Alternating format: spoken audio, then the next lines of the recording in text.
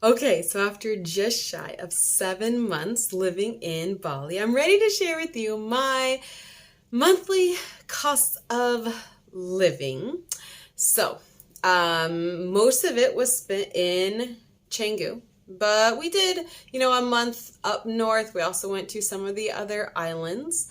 So all of these numbers are going to be in USD. That's how I convert everything into. If you're coming from a different currency, you'll need to do the conversion on your own. But to start with is lodging. So on average, I spent $300 a month on lodging. Now, lodging is the only expense of mine that is shared 50-50 with my boyfriend. So of the 300, about 200 to 250 of it was my share of rent in Canggu. Well, 1 month we did live up north in a very traditional village, but all the other times our monthly lodging was in Canggu.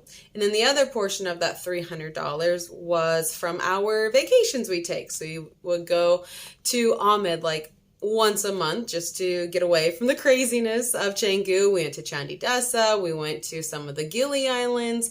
So that's where the $300 comes from. Food, I spent an average of $273 per month, which is basically $9 a day. Now, I didn't cook food for myself at all. Not once. So that would be half ordering food at a restaurant or from a food vendor out somewhere. And the other, well, I guess a little more than that. I would say like 75% was spent out at a restaurant or from a food vendor, and the other 25% was spent through food delivery on the wonderful app called Gojek or Grab. You can get food delivered right to you. That also included during the month that we were living up north. We actually hired a private chef to cook all of our meals for us, so that included that as well. Alcohol. So on average, I spent $85 a month on alcohol. Now, when I first got to Canggu in Bali, I was going out like 5-6 nights a week, just going hard. And then when we went up north, my body was like, you need a detox, woman. So I didn't drink any alcohol for an entire month straight. And then after that, when I came back to Canggu, what do I want to say? It was a little happy medium. So I would go out 2 or 3 nights a week. So on average, $85 a month. That's really, for me, I spent anywhere from like $5 to $15 on a night out, just kind of depending where I was drinking and how long my night was. So for example, a beer at a gas station like Star Mart is going to be $1.66 for like a bintang. If you want to get into arak, there we go. It's going to be $2, which you can also get at the convenience store. That's like, I'm going to equate it to like the local version of moonshine. For me, I just needed 1 bottle of that to myself, and I was like, good for the entire night. I didn't need anything else outside of that. The nights that I was feeling, I'm gonna be a classy lady tonight, and I would go get a bottle of wine from the wine store. That was $13.50 for a bottle of, I would usually get like a cab sauv. So that's $13.50. If you're out at a bar, beer is going to be 40,000 on average, which is $2.66. Cocktails, depends where you are. On average, you're actually looking at about 100,000 rupiah, which is $6.80 for just a regular cocktail. So it really depends, where you're drinking, how long you're drinking, with the alcohol. So like my boyfriend likes to go out a lot more than me, and he spends a lot more money when he's out at night. So he would spend, like, his normal night out would be between $20 and $30 a night. So it's kind of, depends on you and how much you spend, what you drink. Activities, so I spent an average of $64 per month. Now, 30 of that was spent on my monthly gym membership at Victory Fitness, which is one of the cheapest gyms in Canggu.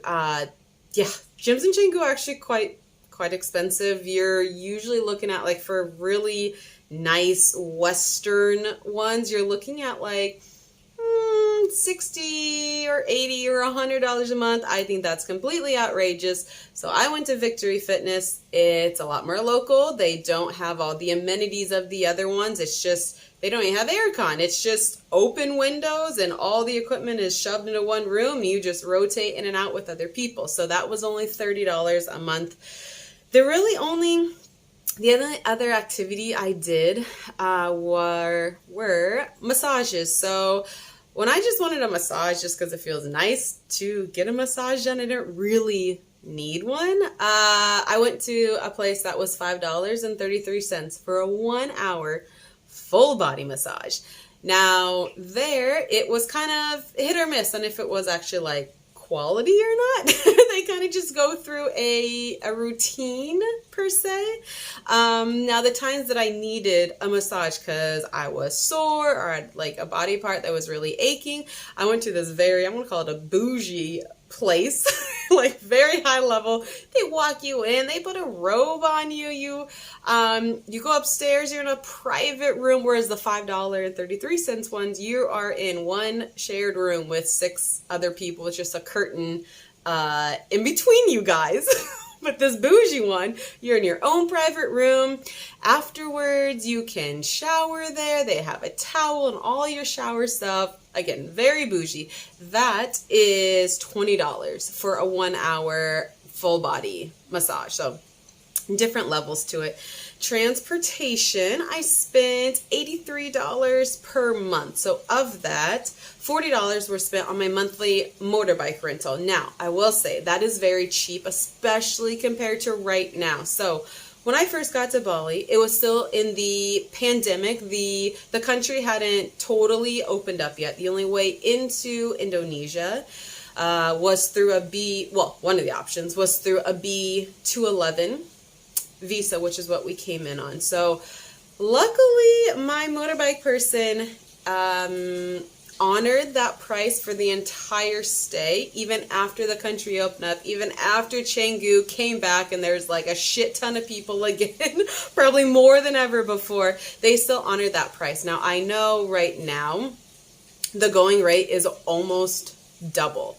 Like I had a little Honda Vario, like just a tiny little scooter. The going rate for that right now is like just shy of $60 a month.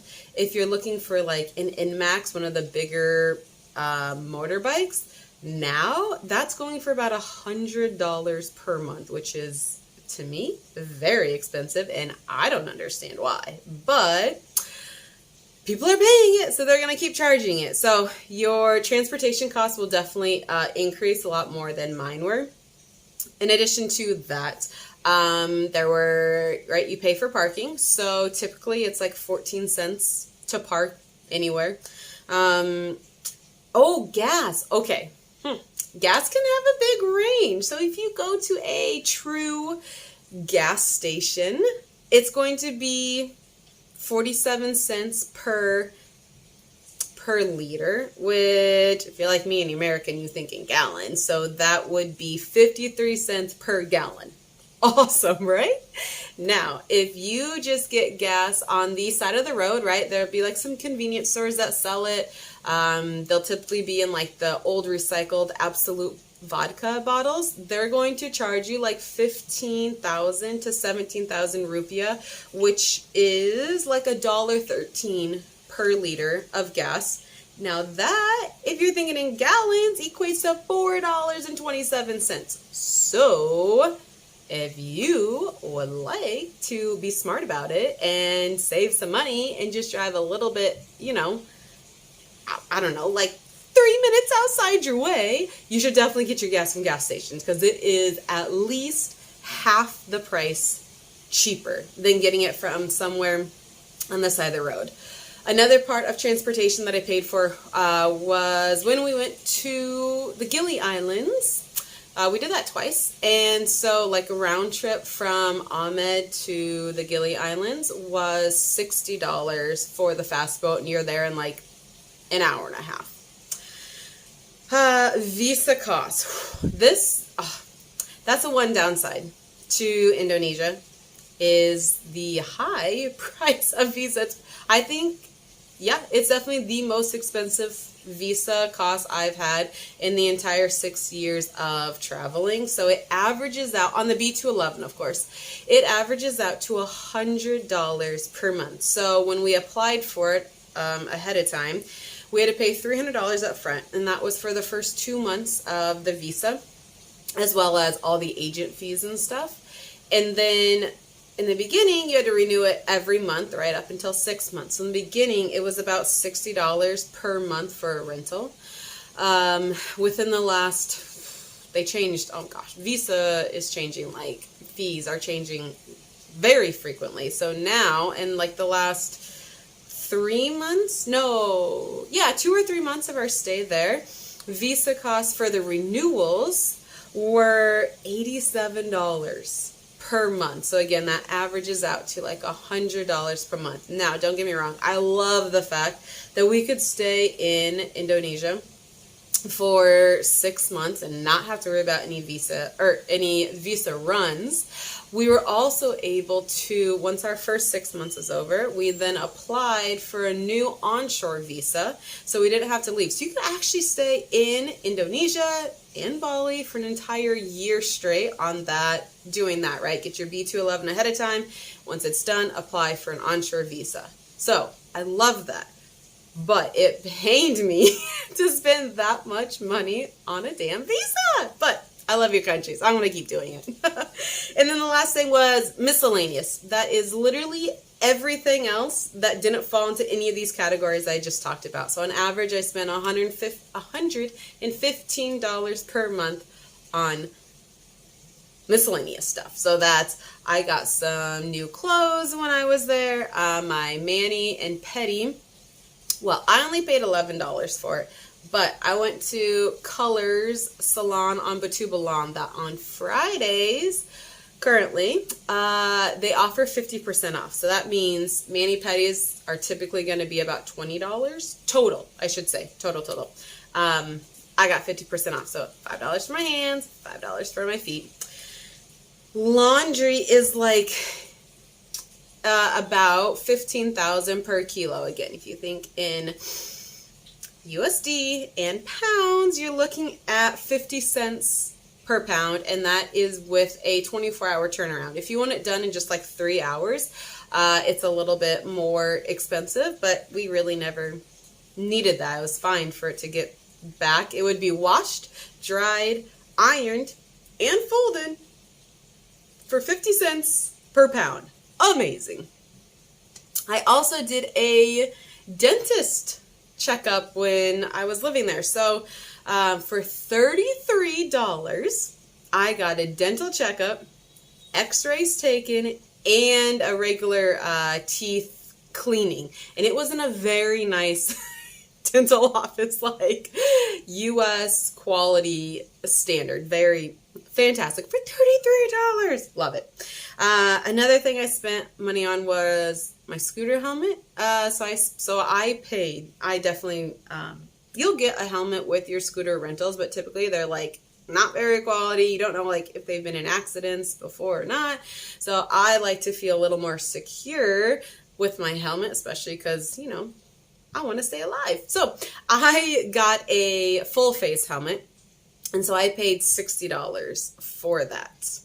So my total cost per month on average, living mostly in Canggu, but again, we were going all around Bali. Every single Sunday we would take a day trip somewhere on the island. We took vacations to Gili twice. We did all 3 of the Gili Islands. I would say we lived in a very upper middle class kind of lifestyle. Like I was never pinched for pennies. I fully enjoyed everything that I did, everything I wanted to do, I did. So average monthly cost per living for myself was $1,020 US. Again, that the only thing shared with my boyfriend was the lodging. So if you are a single person, it would either be the same price, right? Because you could get a small little guest house room for like $300 a month. Or if you wanted like your own villa or stay in one of these nicer places, then you need to like add an extra $200 to $300-ish onto that price. One thing I forgot to mention about lodging. So we stayed in standalone villas during our time there. So we were not in guest houses. So we never had shared walls during our monthly rentals. So you can get cheaper, definitely, but you're gonna be in guest houses, which again, it's fine, it's nice. Oh, and also we live like in the heart of Canggu. Like we were either right in Perernan or we were right off of Batu Balang, which is probably the most expensive places to live or near in Canggu. Okay, so that's like an average of $34 per day. And I would say for me, that's a pretty typical budget really anywhere in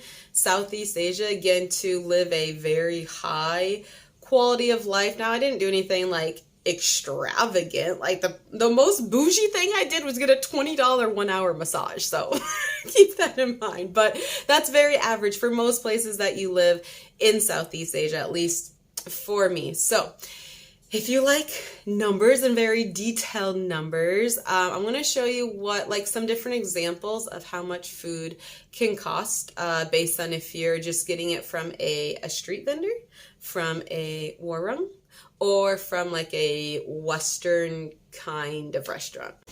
So this is 25,000. So you get 10 pork satay skewers, this freaking delicious peanut butter sauce, which is like crack, and sticky rice.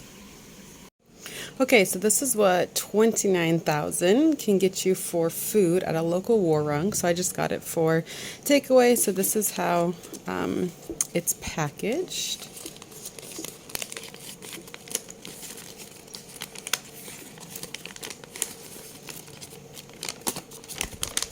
And then you'll see here.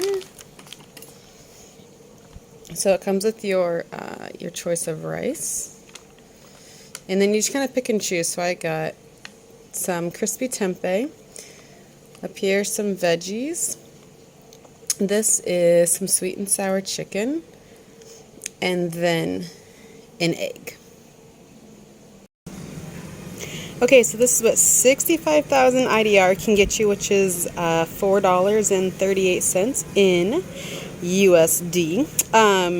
So you get a pumpkin sandwich with some potato chips homemade, as well as pickles. So I am at a cafe, and as you can see, eating at cafes, especially ones geared toward Westerners, are going to be more expensive than the warung. So this is what 80,000 can get you right on Batu Balang.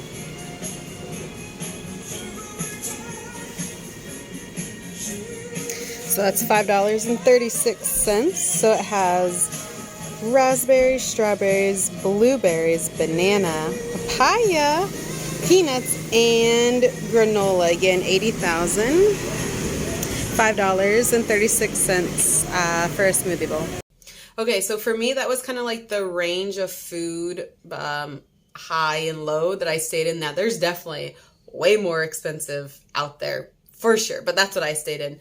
Another thing I forgot to touch on is co-working. I'm guessing most people coming to Bali, especially for like a month at a time, are going to be working while they're there. So I never went to a traditional co-working place. I don't care for those for a few reasons. I mainly worked from cafes or I worked from home. So if you do co-working, there's going to be a monthly fee for that. So you'll need to add that into your budget. But that is my cost of living while in Bali over the last 7 well, just shy of 7 months. So as always, like the video, subscribe for more unique travel adventures.